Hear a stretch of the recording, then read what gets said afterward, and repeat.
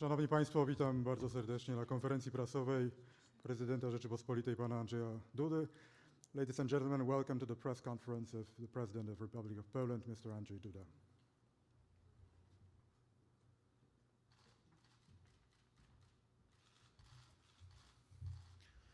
Dzień dobry, witam Państwa bardzo serdecznie w ramach takiej krótkiej przerwy w obradach plenarnych konferencji, które dzisiaj właśnie się toczą.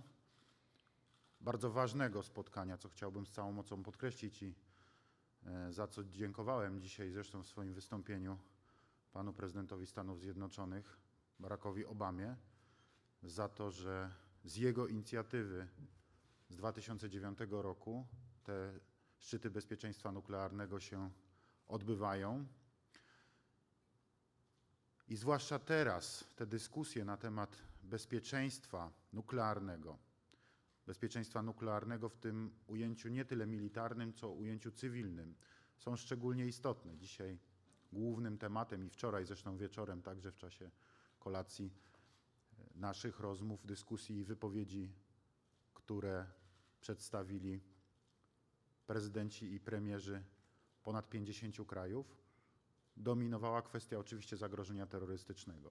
I trzeba powiedzieć, że ta inicjatywa właśnie bardzo wiele uczyniła dla poprawy tej sfery bezpieczeństwa w całym świecie. Proszę Państwa, udało się w związku z tym zabezpieczyć w przestrzeni światowej ponad 6 tysięcy ton materiałów rozszczepialnych i to jest niezwykle istotne. Oczywiście ta praca nadal trwa i to dzisiejsze spotkanie przywódców państw nie kończy tej współpracy. Ona będzie nadal realizowana.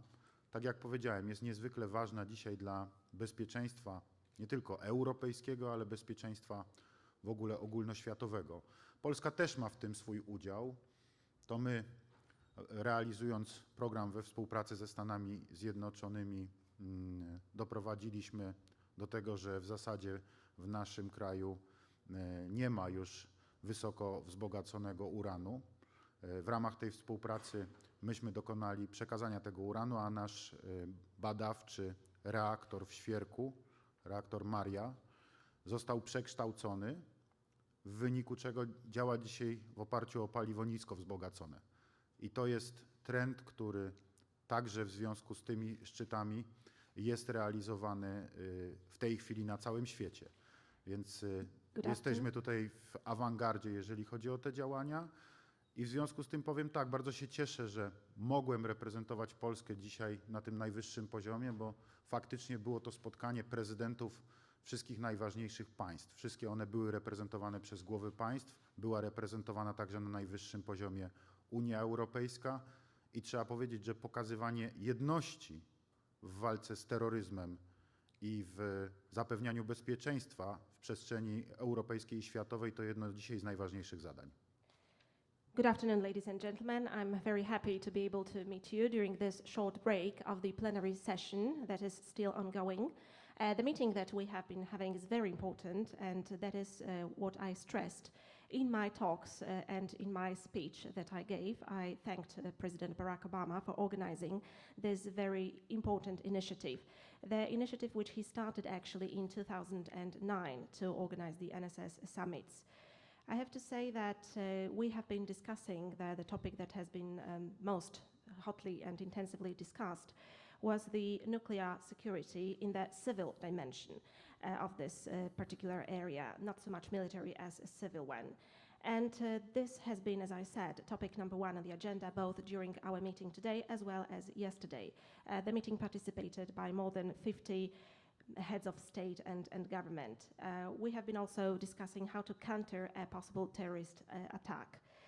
Thanks to this initiative, thanks to Nuclear Security Summit, this security has been boosted. We have to say that also thanks to this particular initiative, more than 6,000 tons of fissile materials have been protected globally. And this is the work that is still ongoing, of course. We are still not at the end of that path. However, the cooperation is going on, it is lasting, it is going further. This is the cooperation for the sake of the security of Europe as well as the global security.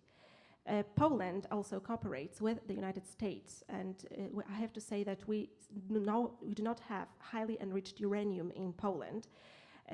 Our research reactor in Świerk is now has been transformed, and it operates on low enriched uranium. I have to say that we are at the forefront of that fight. We have to secure nuclear security all over the world, as I have just said. And I am happy in that context that Poland is represented at this very important venue at the top level. We have presidents of most important countries all over the world here. The European Union is also represented at our summit, which shows unity in fighting terrorism, and that is of primary importance in today's world. Thank you very much. Proszę Państwa, dodam jeszcze tylko do tego wątku, że nasz udział w tym szczycie i w tych spotkaniach i w tym programie jest o tyle istotny, że być może nie wszyscy wiedzą, ale jesteśmy jako państwo producentem istotnej części, czy pokrywamy my jako państwo w istotnej części światowe zapotrzebowanie na materiał radioaktywny wykorzystywany do celów medycznych. W związku z powyższym to cywilne bezpieczeństwo nuklearne w naszym kraju również ma istotne znaczenie z punktu widzenia światowego. Tak jak ma istotne znaczenie wszędzie tam, gdzie te materiały radioaktywne są, a w Polsce są. I dlatego nasz udział w tych pracach jest także niezwykle istotny i jest dostrzegany. Natomiast jeżeli chodzi o to, co odbywało się niejako obok szczytu, czyli obok obrad plenarnych, to cały szereg spotkań bilateralnych. Miałem spotkanie z panem prezydentem Turcji, miałem spotkanie, krótką rozmowę również z panem prezydentem Finlandii. Miałem, proszę Państwa, przed chwilą spotkanie z prezydentem Gruzji. Jeszcze odbędzie się spotkanie z panem prezydentem Poroszenką, z prezydentem Ukrainy i planowane jest także jeszcze spotkanie dzisiaj z prezydentem Konfederacji Szwajcarskiej. Także to jest taki bardzo aktywny czas i jest też, trzeba powiedzieć, bardzo wiele tematów do omówienia. Te główne, rzecz jasna, to dwa podstawowe problemy. Kwestia pomocy dla uchodźców, działań humanitarnych, ale także kwestia rozbudowy środowiska bezpieczeństwa w Europie, zbliżający się szczyt Sojuszu Północnoatlantyckiego. Ladies and gentlemen, let me also add that our participation in the summit is important because we produce in Poland, or we cover the global demand for radioactive materials which are used for medical purposes. So our participation in that respect is very much visible and very much important in the Nuclear Security Summit, as is the participation of all other countries or other states that have got radioactive material at their disposal. And apart from the main topics that I have now touched upon, that were discussed and that were raised during this summit, on the margins, I have held a number of bilateral meetings. I have already met President of Turkey, President of Finland for a brief discussion, as well as President of Georgia. There are still two other meetings scheduled in the afternoon. I will meet President Poroshenko of Ukraine and also the President of the Swiss Confederation. So as you can see, the agenda is very tight and this is a very active time. The list of topics to discuss is really big. And of course, the topics ranking very high on the list for discussion is the refugee crisis and the assistance, providing help and assistance to refugees, boosting security in Europe, and also NATO summit. No i cóż, kończąc, proszę Państwa, mogę ogólnie zapewnić, że wszyscy przywódcy, z którymi rozmawiałem, dostrzegają ten problem bezpieczeństwa w Europie dzisiaj, to zarówno w naszej części Europy, w Europie Środkowo-Wschodniej, jak i na południu. I nie ma w zasadzie wątpliwości wśród nich co do tego, że muszą zostać podjęte konkretne działania wzmacniające Sojusz Północnoatlantycki, wzmacniające go w sensie obecności i pokazywania, że ten sojusz jest żywy, że w przypadku jakiegokolwiek istotnego zagrożenia czy aktu agresji będzie umiał w sposób adekwatny działać obronnie i będzie chronił bezpieczeństwo członków sojuszu, a jeżeli będzie trzeba, to także i innych państw. W związku z powyższym, jak widać, ten element niezwykle ważny dla nas, jeśli chodzi o przygotowanie tegorocznego szczytu Sojuszu Północnoatlantyckiego w Warszawie, no jest żywy i stał się takim podstawowym elementem agendy, więc sądzę, że ten nasz postulat, który od samego początku wyrażałem, że ten szczyt musi mieć charakter decyzyjny, że on zostanie w całości zrealizowany.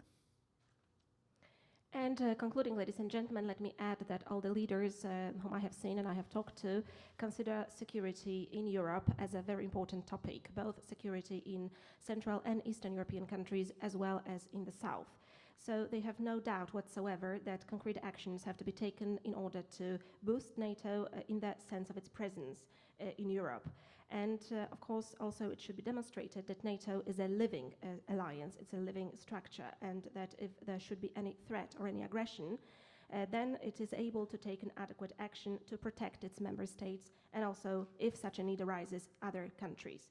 So in this context, we can see that the summit in Warsaw, the upcoming NATO summit in Warsaw, is an important subject also in the context of this meeting here today, and it ranks very high on the agenda. And I believe that our plea that we have made and that we want to achieve, our goal that we want to achieve during that summit in Warsaw, stands a good chance to be achieved. And our plea was that the summit in Warsaw should be a decision-making summit. We very much hope it to be so. Dziękuję, panie prezydencie. Proszę państwa, mamy czas na 2 krótkie pytania. Thank you, Mr. President. Ladies and gentlemen, we have time to take 2 short questions. Dzień dobry, Marzena Kozłowska, Polska Agencja Prasowa.